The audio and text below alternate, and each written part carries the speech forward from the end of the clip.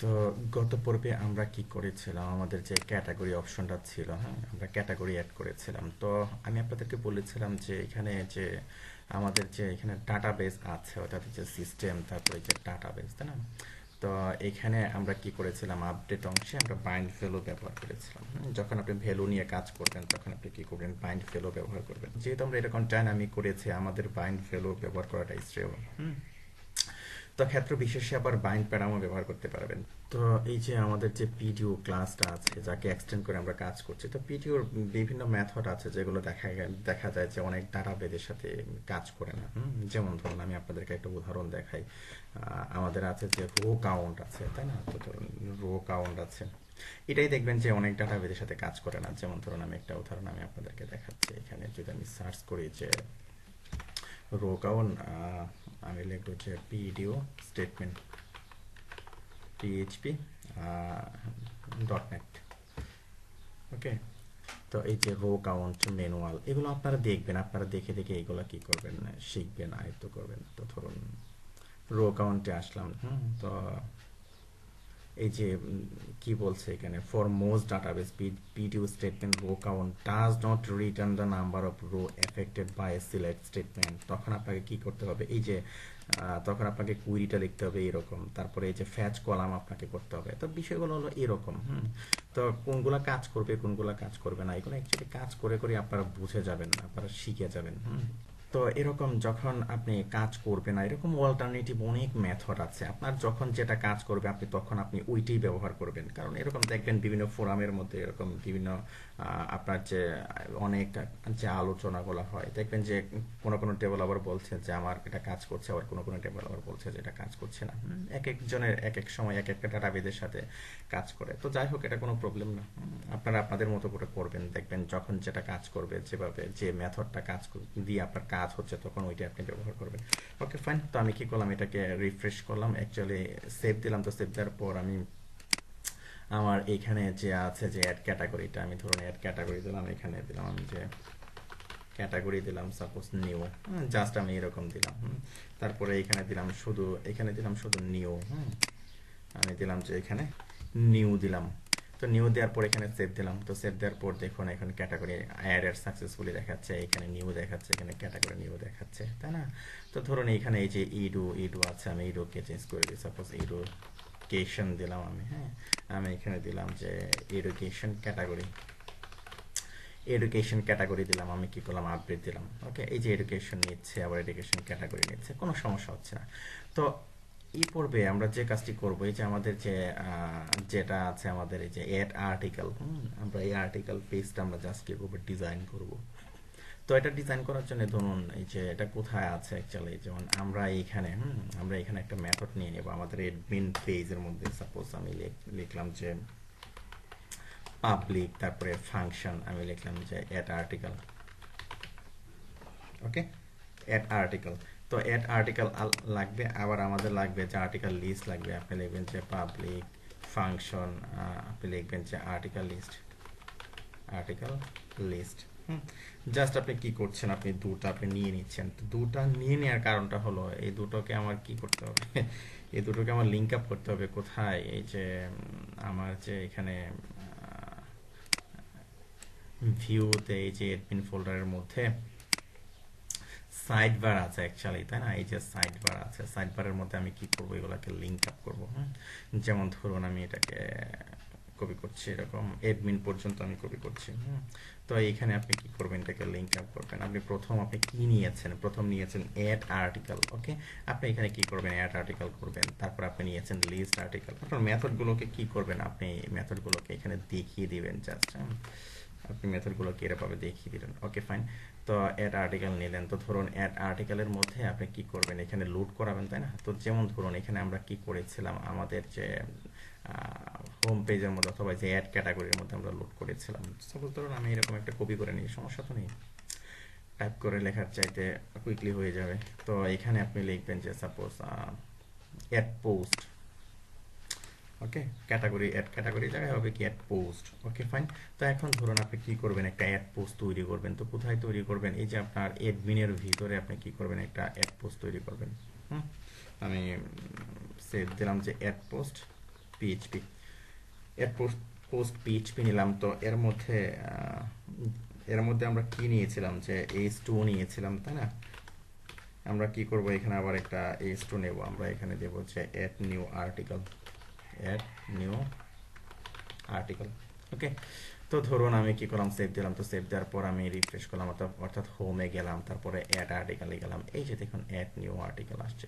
তো এখানে দেখুন যে আমাদের যে এটা অ্যাকচুয়ালি ইমেজটা ছিল, তাই না? অ্যাকচুয়ালি এটা ইমেজটা নিয়ে চিন্তা করা এখন উচিত না যদিও। তো ধরুন আমি এটাকে একটু দেখিয়ে দিচ্ছি পাথ। হুম, এই যে ফোল্ডার থেকে বের হলে এটা এটা পেয়ে যায়। তো অ্যাকচুয়ালি এখানে আপনি যে কাজটি করতে পারেন, যেমন ধরুন এটা কোথায় আছে, এটা হেডারে আছে, এখানে সিএসএস ফোল্ডার নিয়ে আপনারা করবেন, কোনো সমস্যা নেই। তো আমি ইমেজটা নিয়ে চিন্তা করছি না। যেমন ধরুন এটা এরকম দিলেই চলে আসছে, তাই না? যেমন আমি যাই অন্যান্য পেজগুলোতে, আমি যাই ক্যাটাগরি পেজে যাচ্ছি, ক্যাটাগরি লিস্টে যাচ্ছে, আর্টিকেল যাচ্ছে, তাই না? কি চলে আসছে। আবার হোমে যখন যাচ্ছে আবার কি চলে যাচ্ছে। তার কারণ হলো যে এটার জন্য আপনি কি করবেন, আলাদা হেডার আপনি তৈরি করে নিতে পারেন। এখানে ধরুন হোম হেডার, তখন আপনি কি করতে পারেন, এরকম নাও রাখতে পারেন। যেমন আমি যেটা আপনাদেরকে বোঝাতে চাচ্ছি, যেরকম সাপোজ ধরুন যদি আমি এরকম করে হেড, সাপোজ আমি লিখলাম যে হোম ডট পিএইচপি, আপনি এভাবে করতে পারেন, অথবা ধরুন আলাদাভাবে ফাইল ফোল্ডার নিয়ে আপনি করতে পারেন। আমি আমি কি করছি, এখানে এটাকে দিয়ে দিলাম। তো এটাকে এখানে দিয়ে দিলাম, সাপোজ ধরুন এটা আপনি হেডারের জন্য দিয়ে দিলাম। আমি জাস্ট এইভাবে ফিক্স করছি, এইভাবে অ্যাকচুয়ালি আপনারা যেভাবে ফিক্স করবেন তা নয়। দেখা গেল যে আপনি ফোল্ডার নিয়ে করলেন অথবা আলাদাভাবে করলেন, এভাবে করতে পারেন, কোনো সমস্যা নেই। আমি কুইক ফিক্স করে আমি আপনাদেরকে দেখাচ্ছি। তো এটা আমি কি নিয়েছি, হেড হোম নিয়েছি, তাই না? আমি এখানে দেবো যে হেড হোম। হোমের জন্য সাপোজ আমি এটা করে দিলাম। তো ধরুন আমি এখন হোমে গেলাম, এই যে হোমে চলে আসছে, অ্যাড ক্যাটাগরিতে গেলাম, ক্যাটাগরিতে চলে আসছে, আর্টিকেলে গেলাম, আর্টিকেলে চলে গেছে, তাই না? আমি কি করলাম, দুটার জন্য দুটা হেডার লোড করে দিলাম, তাতেই কাজ হয়ে যাচ্ছে। আচ্ছা, সমস্যা নেই, এটা যেভাবে আছে এভাবে থাক, যেভাবে কাজ হচ্ছে এভাবেই থাক, অথবা আপনারা আপনাদের মতো করে কাজ করবেন। তো ওকে, ফাইন, কোনো সমস্যা নেই। তো এখন ধরুন আপনি এখানে কি করছেন, আমি করতে চাচ্ছি কি, যে অ্যাড আর্টিকেল করতে চাচ্ছি। অর্থাৎ এই যে আমাদের এইখানে আমরা কি অ্যাড আর্টিকেল করব। তো অ্যাড আর্টিকেল করার জন্য আমাদের ডাটাবেজে কি আছে দেখতে হবে। এই যে আমাদের ডিভি আন্ডারস্কোর এমবিসির মধ্যে যে পোস্ট আছে, তাই না? আমাদের আছে কি টাইটেল আছে, কন্টেন্ট আছে, তাই না?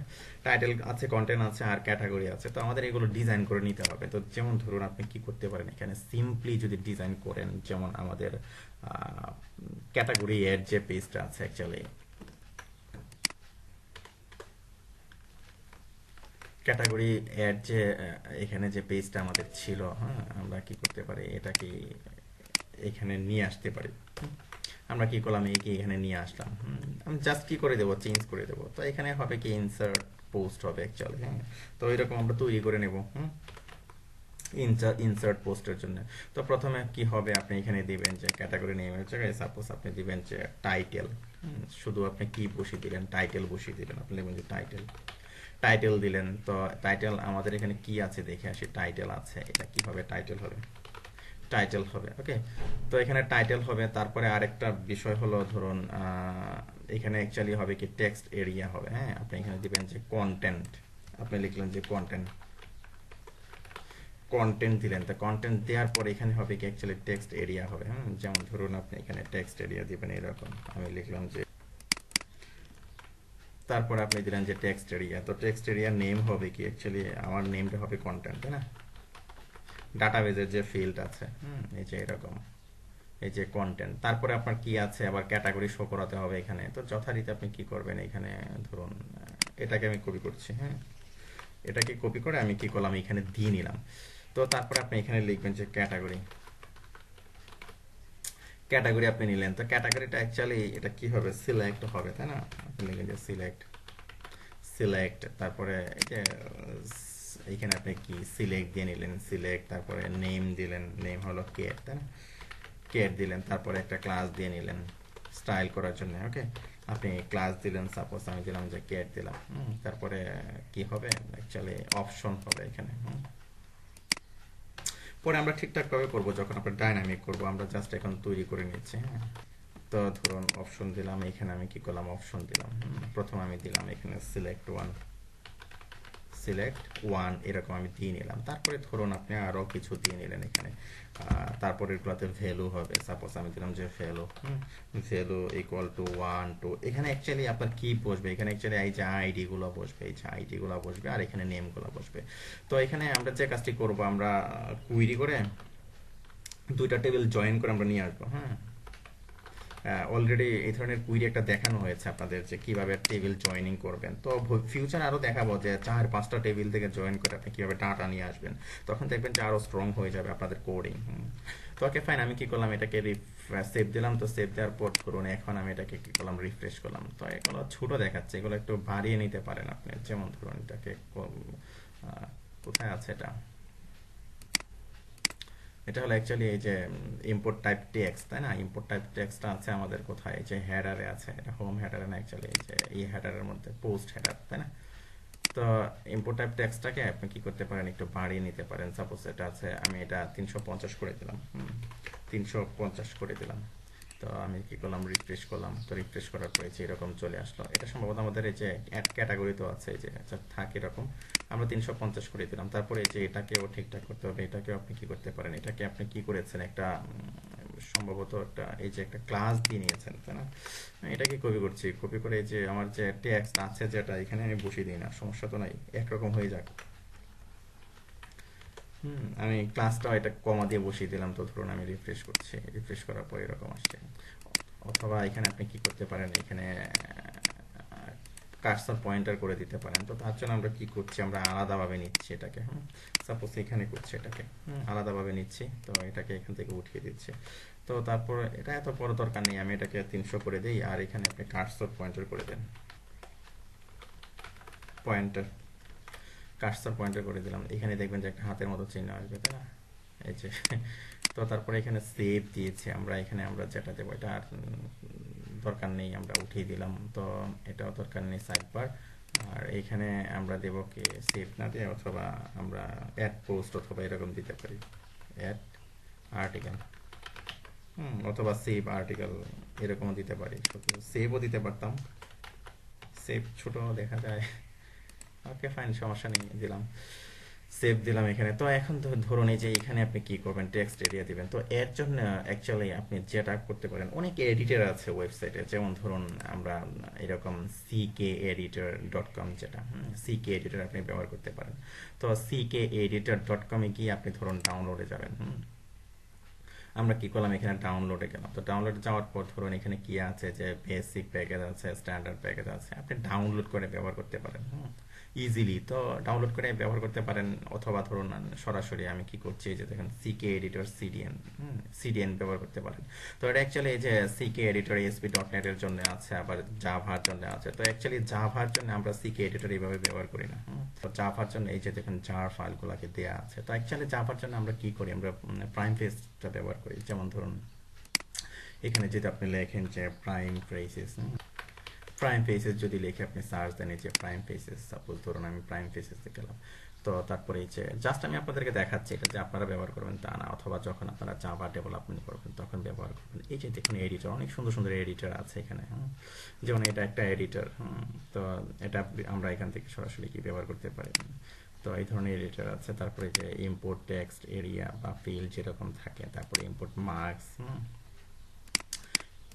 ইনপুট মার্কস, সাপোজ যে ডেটের জন্য এরকম, ফোন নাম্বারের জন্য এরকম কি ইনপুট মার্কস থাকে। তারপরে আপনার এই যে অটো কমপ্লিট, তারপরে কি যে আপনার এই যে বিষয়গুলো যেগুলো অটোমেটিক্যালি যেগুলো চলে আসে। তারপরে যে কালার পিকার, কালার পিকার, তারপরে ধরুন এই যে স্লাইডার আছে, তারপরে ডাটা আছে, এখানে ডাটা টেবিল আছে, ম্যাপ আছে, ডাটা টেবিল। তো ডাটা টেবিল আমি আপনাদেরকে দেখাবো, এই যে ডাটা টেবিল আছে এখানে। তো ডাটা টেবিল আমি আপনাদেরকে দেখাবো যে যেরকম ভাবে ধরুন এই যে এইখানে, এখানে আমরা যেরকম ধরুন আমরা সিকে এডিটরটা ব্যবহার করছি, ডাটা টেবিল আমরা এরকম ব্যবহার করে আমি আপনাদেরকে দেখাবো। যেমন কি বলেছি যে আমরা এটা কিভাবে ব্যবহার করতে পারি, যে ডাউনলোড করে ব্যবহার করতে পারি।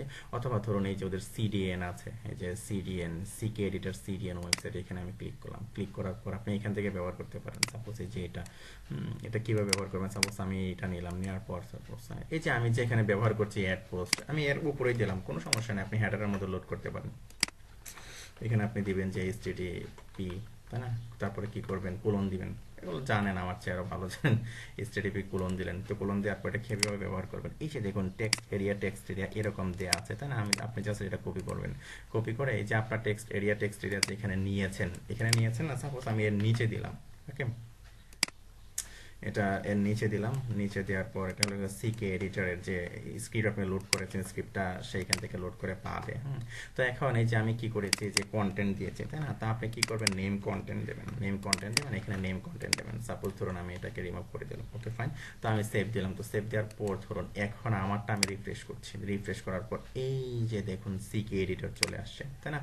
সিকে এডিটর চলে আসে। এখন এই যে এখানে আপনি কি করতে পারেন, কিছু লিখলেন যে ট্রেনিং উইথ, তারপরে লিখলেন যে লাইভ প্রজেক্ট, তাই না? এরকম লিখলেন। সাপোজ আপনি কি করতে পারেন, এটাকে এই যে একটাকে সাপোজ এটাকে আপনি বোল্ড করতে পারেন, এই যে বোল্ড করতে পারছি আমরা, তাই না? বোল্ড করতে পারেন। তারপরে কি দিতে পারেন, স্টাইল দিতে পারেন ইটালিক, এই যে দেখুন দেখুন সবগুলোকে ইটালিক হয়ে গেছে, তাই না? তারপর ফরম্যাট চেঞ্জ করতে পারবেন, ফরম্যাট চেঞ্জ হয়ে গেল।